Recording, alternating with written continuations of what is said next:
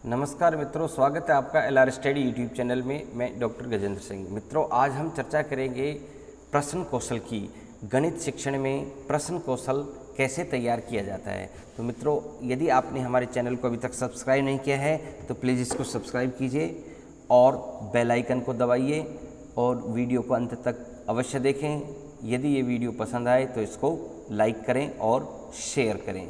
तो आइए हम शुरू करते हैं आज का हमारा प्रश्न कौशल।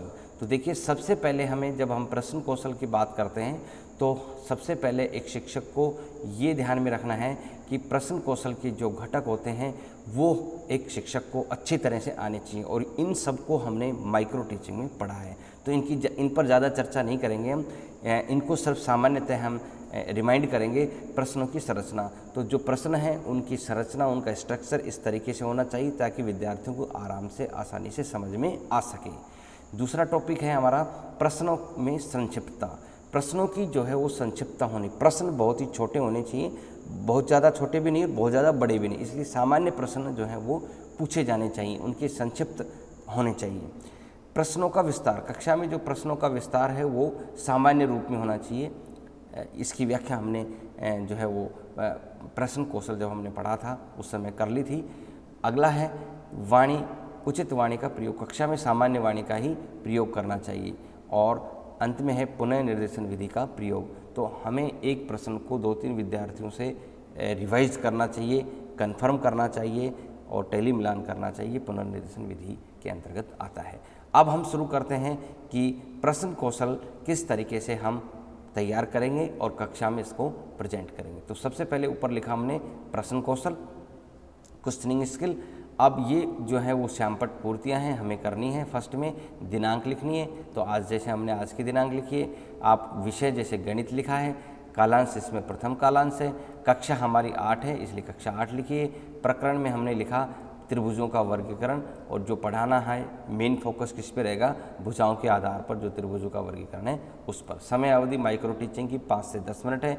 और अनुक्रमांक, तो देखो जो प्रश्न कौशल है वो उसके भी हम 3 कॉलम बनाएंगे। एक में क्रम संख्या, दूसरे में छात्र अध्यापक क्रिया और तीसरे में विद्यार्थी क्रिया रहेगी। सबसे पहले हम इसमें प्रश्न लिखेंगे। तो सबसे पहला प्रश्न होगा हमारा, त्रिभुज में कितनी भुजाएं होती हैं। तो विद्यार्थियों से हम ये, जैसे मैंने कहा प्रश्न का प्रसार, तो ये एक संपूर्ण कक्षा के समक्ष सामान्य प्रश्न है, ये पूछना चाहिए। और फिर उसमें विद्यार्थियों को कहना चाहिए कि जिसको आता है वो हाथ खड़ा करे और इसका आंसर दें। तो एक एक विद्यार्थी से आप पूछते जाएंगे। तो विद्यार्थी आंसर देंगे, सर त्रिभुज में 3 जो हैं वो भुजाएं होती हैं। नेक्स्ट प्रश्न होगा, त्रिभुज के अंतःकोणों का योग कितना होता है।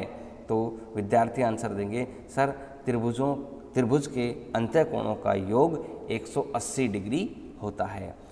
नेक्स्ट प्रश्न होगा, वह कौन सी त्रिभुज है जिसमें सभी कोण समान होते हैं। तो विद्यार्थी आंसर देंगे, समबाहु त्रिभुज। तो इस तरह से शिक्षक जो है वो एक एक विद्यार्थी से इन प्रश्नों के आंसर जो है वो उत्तर लेगा। प्रश्न देखेंगे आप, एक एक लाइन के प्रश्न हैं, बहुत ही सरल प्रश्न हैं, आराम से इसकी भाषा समझ में आ रही है। इस तरह से प्रश्नों की संरचना होनी चाहिए।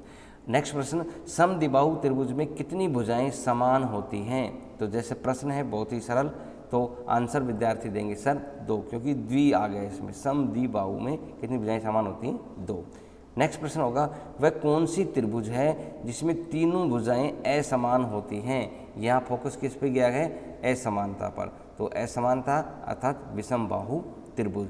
तो वह कौन सी त्रिभुज है जिसमें तीनों भुजाएं असमान होती हैं, वो कौन सी है, विषमबाहु त्रिभुज। तो इस तरीके से हमें जो है वो जो प्रश्न है वो बहुत ही सरल तरीके से प्रश्नों को हमें पूछना है। नेक्स्ट जो आता है हमारा प्रश्न, देखें, समबाहु त्रिभुज में प्रत्येक कोण कितने डिग्री का होता है। तो यहाँ पर समबाहु त्रिभुज की बात आ रही है। तो समबाहु त्रिभुज में विद्यार्थियों से जब हम पूछेंगे तो बताएंगे, आंसर देंगे सर 60 डिग्री का। हम इसलिए कह रहे हैं कि विद्यार्थी आंसर देंगे क्योंकि इससे जस्ट पूर्व हमने इसकी व्याख्या कौशल किया है, व्याख्या हमने बच्चों को पढ़ाई है। तो हम ये मान के चलते हैं विद्यार्थी बहुत ही आसान तरीके से इनका आंसर देंगे। नेक्स्ट है त्रिभुज को भुजाओं के आधार पर कितने भागों में बांटा जा सकता है? तो त्रिभुज को भुजाओं के आधार पर, यहाँ फोकस है भुजाओं के आधार पर, कितने भागों में बांटा जा सकता है? 3 भागों में। तो त्रिभुज में कितनी माध्यिकाएं खींची जा सकती हैं? तो त्रिभुज में विद्यार्थी आंसर देंगे सर 3 माध्यिकाएं खींची जा सकती हैं, जैसा हमने व्याख्या कौशल में पढ़ाया है। तो आप भी व्याख्या कौशल जब आपको पढ़ना है तो डिस्क्रिप्शन में उसका लिंक आपको मिलेगा, जितने भी इससे टॉपिक से संबंधित होंगे तो वहाँ आप उसको वीडियो को पढ़ सकते हैं, देख सकते हैं। नेक्स्ट प्रश्न होगा हमारा, त्रिभुज में कितनी भुजाएं होती हैं? तो त्रिभुज में आंसर होगा, त्रिभुज में कितनी भुजाएं होती हैं? त्रिभुज में 3 भुजाएं होती हैं। तो ये आंसर निकल के आएगा, विद्यार्थी इसका जवाब देंगे। नेक्स्ट थोड़ा सा कठिनता की ओर ले चलते हैं प्रश्नों को। ये हम एक त्रिभुज बनाएंगे और एक त्रिभुज श्यामपट्ट पर बना करके हम पूछेंगे कि देखो यहाँ पर ये जो है 60 डिग्री का कोण है, ये 60 डिग्री का कोण है, तो आपको x का मान बताना है। तो प्रश्न हमारा होगा त्रिभुज x का मान कितना होगा? तो विद्यार्थियों को जब पता है कि त्रिभुज के तीनों कोणों का योग 180 डिग्री होता है, तो एक कोण का मान 60 है, दूसरे का 60 है, तो तीसरे का कितना होगा? 60 डिग्री। इस तरह से जो विद्यार्थी हैं वो इसके आंसर देंगे बहुत ही सरल तरीके से।